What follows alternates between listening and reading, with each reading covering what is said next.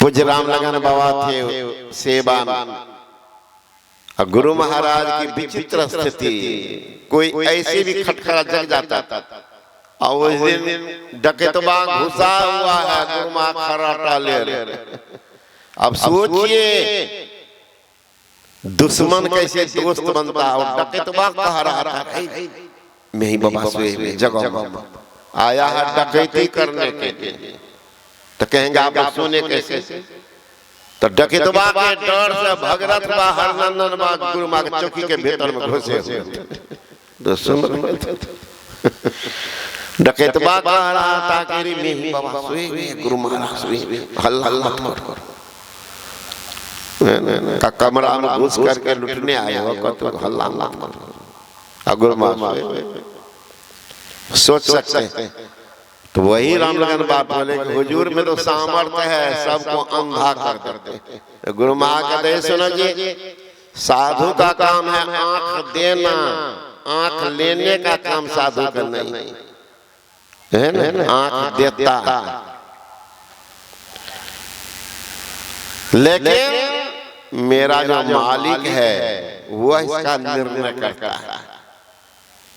Murder किया है, कानून है, कानून में जाइए। आप सोचिएगा वो मर्डर किया था, हम किए तो तुम भी जेल का हवा वो भी खाएगा। तो वही है, मालिक बर्दाश्त नहीं करेगा। वही आया 9 पर 8 गो डकैत, झगड़ा झांटी होने लगा, होते होते 4 गो तो दाऊ ठेला हुआ, रास्ते में 9 पर गिर गिर के गंगा जी मर गए। 4 गो बचा था, वो भी ऐसे ही। एक को तो मैंने देखा परवल के खेत उठा के फेंक दिया था बेटा सा, पूरा शरीर में कुष्ठ रोग हो गया, हाथ पैर चिल्लाता था। जाके कहिए मैं ही बाबा को क्षमा कर दो, कल मैं ही बाबा तो नहीं है, उसका बेटा सब है मैं ही बाने उनका बेटा सब है। जाओ वहां जाएगा, ले जाएगा, परवल के खेत में फेंका। सोचिए। तो मैं कह रहा था इस बीच में भी कोई भगवान है, चेहरा से नहीं चिनेंगे, लेकिन जब जाएंगे उनके पास रहेंगे, उनके साथ रहेंगे, कुछ दिन उनका संग करेंगे, तब धीरे धीरे अनुमान होगा। पहचान तो नहीं सकिएगा, अनुमान होगा कि बबजिया में भी कोई दम है। ऐसे सोचिएगा सब बाबा जी है, कौन कितना है। पहला क्लास में वो भी विद्यार्थी है, एडमिशन ले लिया पहला, पूछे तो कौन क्लास का विद्यार्थी है, यही बोले पहला क्लास। 7वां में वो भी विद्यार्थी है, 9वां में पढ़ने वाला विद्यार्थी है, मैट्रिक में पढ़ने वाला विद्यार्थी है, एमए में पढ़ने वाला वो भी विद्यार्थी है, इंजीनियरिंग में वो भी विद्यार्थी है। किस कॉलेज में पढ़ रहा था? इंजीनियरिंग कॉलेज के विद्यार्थी, मेडिकल के विद्यार्थी। विद्यार्थी सब तो सब में योग्यता के समान है, एक ही समान है। उसी तरह से भेष बराबर होई रे, अब भेद बराबर नाय, तोल बराबर घुंघची, मोल बराबर नाय। तोल में तो बराबर कर दीजिएगा घुंघची को, चांदी को, सोना को, तारा कीमत में।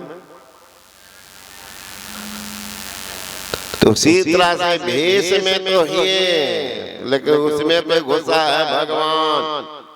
गुरु महाराज क्या बंदा गुरु पद कंज, कृपा सिंधु नर रूप हरि। नर के रूप में कौन थे? हरि। तब न कहते हैं परम पुरुष की आरसी। आरसी कहते हैं आईना। परम पुरुष की आरसी कौन है? आईना। साधुनी की देह लखा जो चाहे अलग को इन्हीं में लख ले। अलग को देखना चाहते हो, पहचान देख लो, ठीक से देखो, वही है, वही है। परमात्मा मूर्ति नहीं है, लेकिन मूर्ति में है, फोटो नहीं है, फोटो में है, पत्थर में नहीं है, पत्थर नहीं है, लेकिन पत्थर में भी है। जो सब में रह करके सबसे न्यारा है वो भगवान जो ज्ञान है।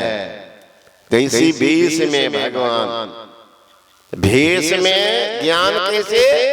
वेद को कहते हैं अपुरुषे ग्रंथ, पुरुष ने नहीं लिखा। आज हमारे वैदिक धर्म में इतना प्रचार प्रसार, जिनको दीजिए माइक 2 घंटा बोल लेंगे, लेकिन आज तक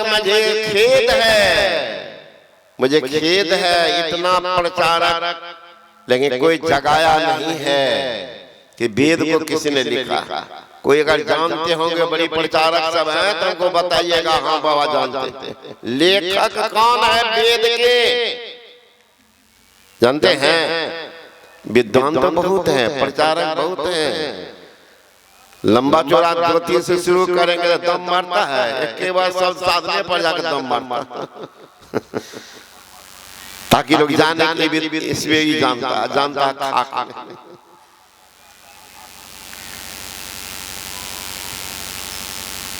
जो इंग्लैंड से रिटायर होकर आया, वो दिन रात अंग्रेजी झाड़ता।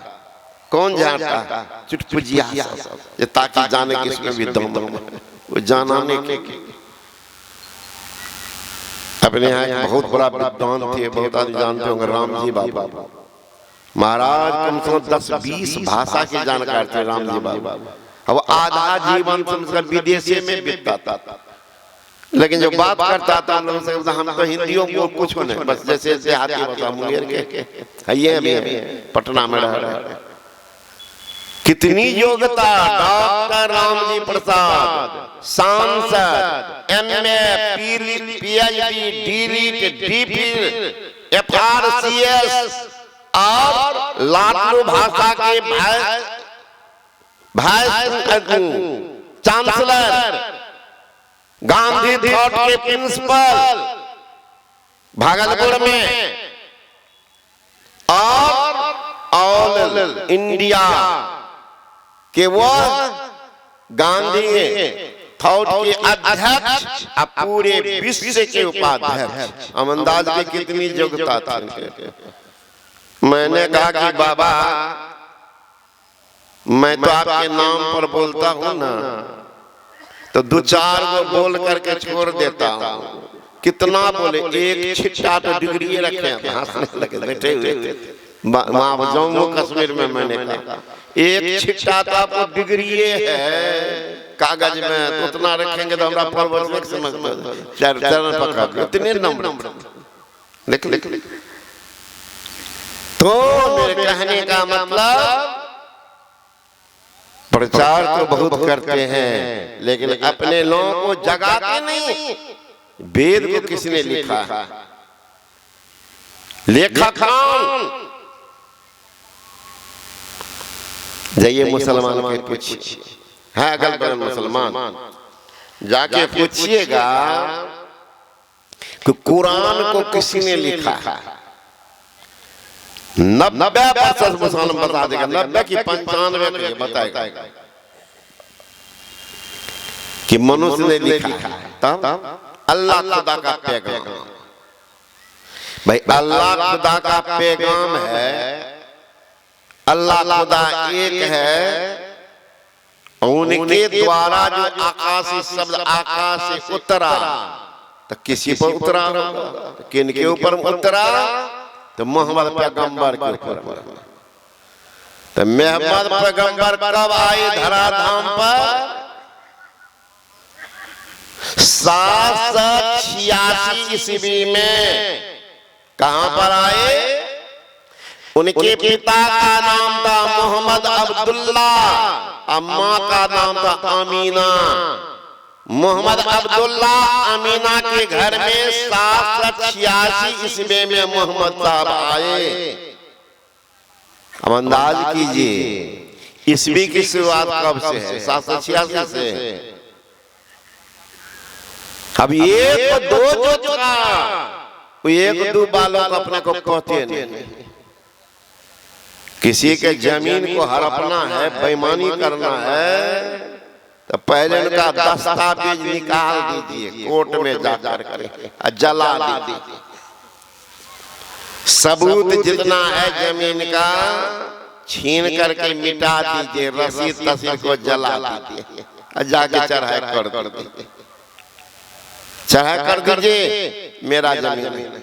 वो कहेगा नहीं नहीं हमारे दादा रहे तो कागज, दादा रहा तो लो कागज, क्या दिखाइए कागज नहीं, दादा रहा परदादा रहा तो क्या फायदा। जबरदस्ती मेरे जमीन पर था, हमारे बाप दादा ने पढ़ा था, हम जाने हैं हमारा। उसी तरह से आपके जमीन पर, आपके धर्म पर दूसरा धर्म का चढ़ाई होगा, क्या जवाब दीजिएगा? आपके पास सबूत क्या है? आज जब भी विदेशी आक्रमण हुआ है भारत पर, पहला उनके धर्म ग्रंथ को ही जलाया, धर्म ग्रंथ को जलाया, ताकि इनको निशाने नहीं है, धर्म इनका प्राण है, भारत का प्राण धर्म है, इसी पर टिका हुआ। आज अमेरिका को डॉलर का अभिमान है, मेरे पास इतना डॉलर है, कीमती है, भारत का 80 रुपया का 1 रुपया, कितना अंतर है? 1 रुपया देगा आपको 80 रुपया का सामान लेगा वो, जो इनकी कीमत 80 रुपया, भारत का 80 रुपया।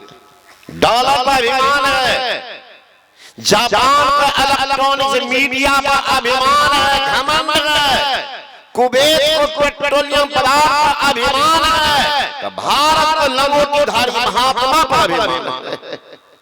अगर ये महात्मा भी हट जाए तो कभी अल्लाह अकबर सुन कर बैठ जाएगा। यह अभिमान है, ये बचा लिया है भारत को।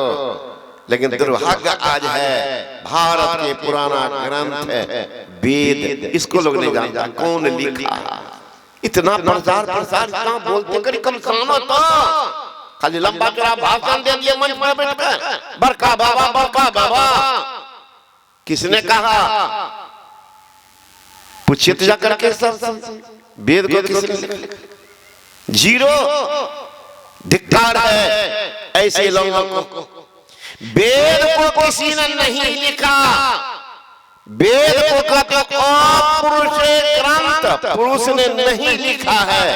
लोग कहते व्यास से विस्तार किया है, लेखक नहीं है। लेखक को अज्ञात शक्ति ध्यानावस्था में उतरा, 4 ऋषियों के ऊपर में अंगिरा ऋषि, अग्नि ऋषि, इन ऋषियों के ऊपर में शब्द आया, वही है वेद। पुरुष ने नहीं लिखा है, पुरुष के ऊपर में आया अज्ञात शब्द, उसी का वो संग्रह है। लेकिन दुर्भाग्य आज नहीं जानते, इसलिए कहते हैं धर्म ग्रंथ तो जहां जाइए सत्संग में कुछ न कुछ मत बढ़ाइए, मंच पर पैसा मत बढ़ाइए बाबा चलते चरण में, लेकिन एक कुछ न कुछ धर्म ग्रंथ खरीद लीजिए जहां जाइए, ताकि निशान रहेगा फलना जगह गए देखिए। कोई कहेगा एक तो थवे कर हमरा काम अच्छे हो सत्संग जो गांव में, गांव में है तुमको क्या? कपड़ा पहनने के बेटा को अलग, बाप को अलग, सारी बेटी को अलग, माँ को अलग, तो साड़ी अलग, ब्लाउज अलग, कुर्ता अलग, धोती अलग, फुल पैंट अलग, बाप बेटा के अलग अलग। किताब में कपार भारी होता, घर में छबे के उसमें सजिया, सब कुछ में सजिए रखो, उसमें रखेगा सजिया। अरे जितना घर में उतना पुस्तक रखो, कल्याण कर देगा।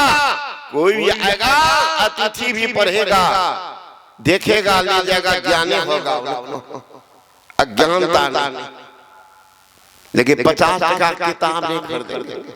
अभी तक सुने होंगे आप लोग भी, महात्माओं का सम्मेलन हुआ, हम लोग तो नहीं बोलते हैं, लेकिन उन्होंने कहा